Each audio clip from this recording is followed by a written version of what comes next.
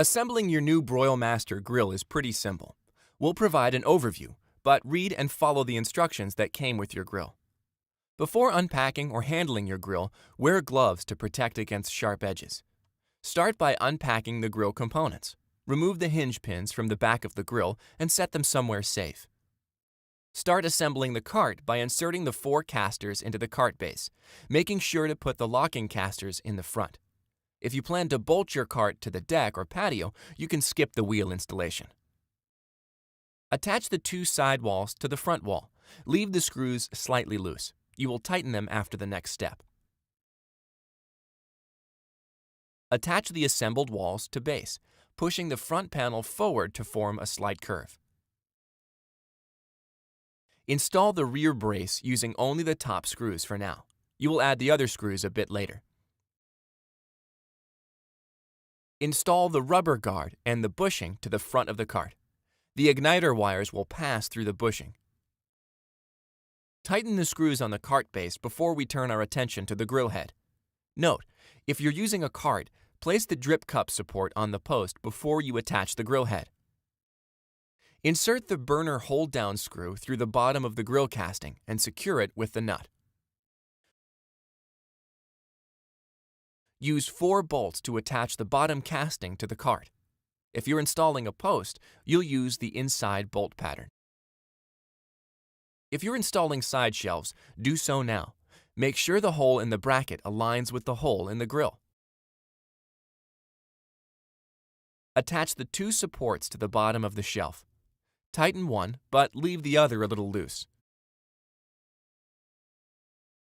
Attach the shelf brace, again tightening one screw and leaving the other slightly loose. Hang the shelf onto the pins on the shelf bracket and tighten all of the screws.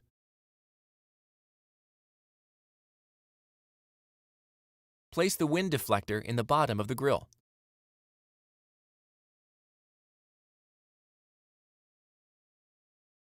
Make sure the stainless shield is in place, and then insert the 2 studs on the control panel through the holes on the front of the grill.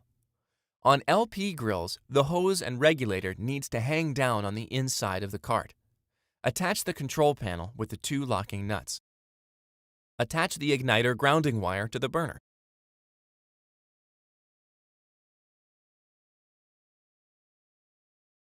Bend up the burner hold-down tab slightly, and then insert the burner into the grill, making sure the igniter wires route through the square hole without getting pinched. Bend down the burner hold-down tab onto the screw and insert the pin. Connect the 2 igniter leads to the spade connectors on the bottom of the igniter button. There's no positive or negative, so either can connect to either lead. Unscrew the top from the igniter button and insert the AA battery with the positive end up. Replace the igniter button and press it. You should hear a rapid ticking that indicates it's working. Install the control knobs to the valve stems. Note that you need to push down slightly to turn the knobs. Angle the heat shield up into the back of the cart.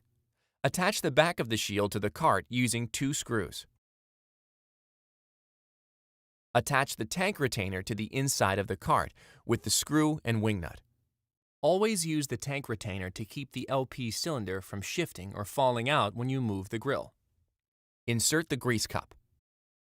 Use a little dish soap to lubricate the foam grip and slide it onto the center of the handle.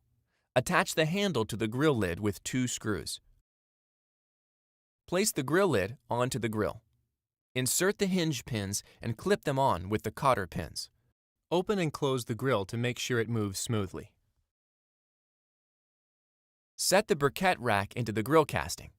Place the flare buster ceramic plaques onto the rack, leaving very little space. Or install the rack and the Charmaster briquettes, placing the pieces as uniformly as possible. Hold on to any extras. They can deteriorate over time and will need to be replaced. Insert the warming rack pins into the holes in the grill lid and lightly bend in the bottom pins slightly. Let them spring into place in the holes in the bottom casting. If you have a smoker shutter, unscrew the knob from the threaded control rod. Tilt the smoker shutter frame up at the back and open the shutters slightly until you can slide the threaded control rod through the hole in the front of the grill. Screw the knob onto the rod, and then open and close the shutters to make sure they operate smoothly. If you have a lid prop, install it now with the black knob outside the grill and nuts and spacer inside. Make sure you have the washers, spacer, and nut in the correct sequence.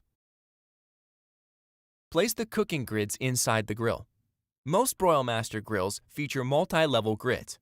H-series grills have single-level grids. If you have a griddle, insert the leveling screws. Once you have the grill in place, and before you light it, leveling the griddle with the screws will help you make perfect pancakes. Before using your Broilmaster, lightly oil the cooking grids and preheat it for about 15 minutes. Your grill is now ready for a lifetime of great outdoor cooking. If you ever need accessories or parts for your grill, contact your Broilmaster dealer.